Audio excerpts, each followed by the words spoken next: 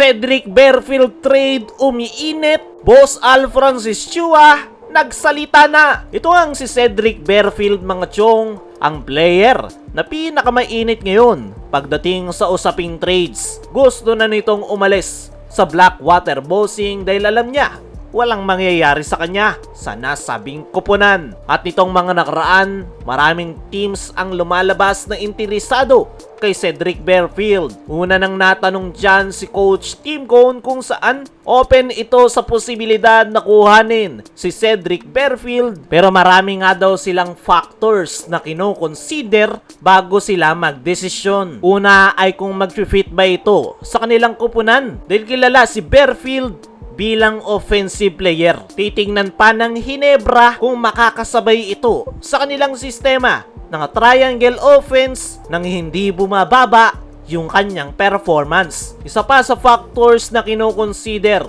ni Coach Tim ay kung sino yung kanilang possible na bibitawan para kuhanin si Berfield. Dahil panigurado hindi raw basta-basta yung hihilingin ng Blackwater Bossing. Kaya para kay Coach Tim Cone, kailangan daw talaga nilang pag-isipan kung gagalaw sila para kuhanin si Cedric Berfield. At ang lahat ng yan ay nabanggit ni Coach Tim sa programang Paucast. After noon, wala na tayong narinig na balita kung may plano ba ang Ginebra na kuhanin si Berfield. Inoffer na rin ang nasabing gwardya sa Converge 5RXers pero hindi nga natuloy ang trade. At eto, mainit-init pa sa inilabas na article ng Spin.ph, which is si Homer Saison ang writer, ay nakisali na raw ang SMB sa pagkuha kay Cedric Berfield, kung saan inoffer daw ng San Miguel Beermen si Andreas Cahilig at Jericho Cruz. At dahil sa article na yan ay samot-sare yung komento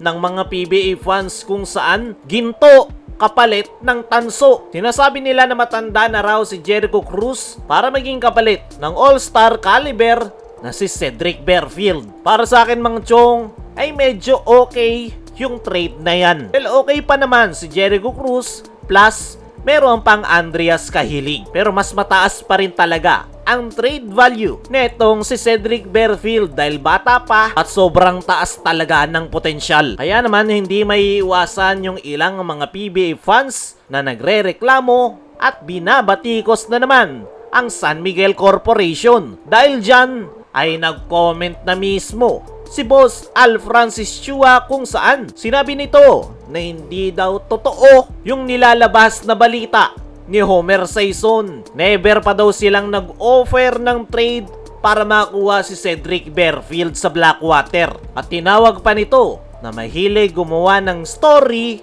si Homer Saison. Para sa akin, mga chong, mas legit na si Boss Al Francis Chua na mismo ang nagsabi na walang katotohanan na kinukuha ng San Miguel Beermen si Cedric Berfield sa Blackwater Bossing. Dahil mismong SMC Sports Director na yan at siya talaga yung nakikipagnegosasyon once na may trade ang SMB. At ngayon na malinaw na hindi pa nakikipag-trade ang SMB para makuha si Cedric Berfield, ay para sa akin, mga chong, ay sayang yung opportunity na makuha ng SMB etong si Cedric Berfield. Dahil gaya ng sabi natin kanina, isa itong full package na player. Bata pa at the same time napakahusay talaga. Possible na wala pa talagang galaw ang SMB para kuhanin si Cedric Berfield. May plano pero pinangunahan lang ni Homer Saison. Pero para sa akin,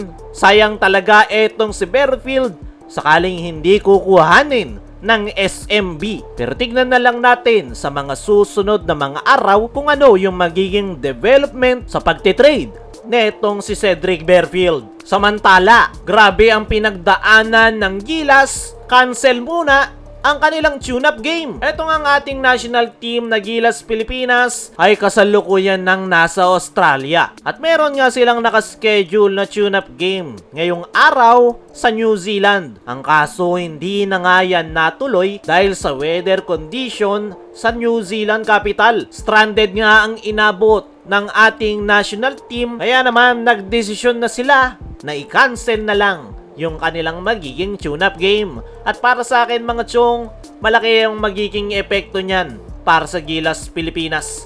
Kailangan ng ating national team ng tune-up game bago yung kanilang magiging stint this upcoming final window. Pero wala ngang choice sila Coach Tim Cone kundi i-cancel para sa kapakanan ng mga players. Kaya mga chong, ano ang masasabi nyo? Nagrabe yung pinagdadaanan ngayon ng Gilas bago yung kanilang stint sa final window. Ano rin yung masasabi nyo sa umiinit na Cedric Berfield trade?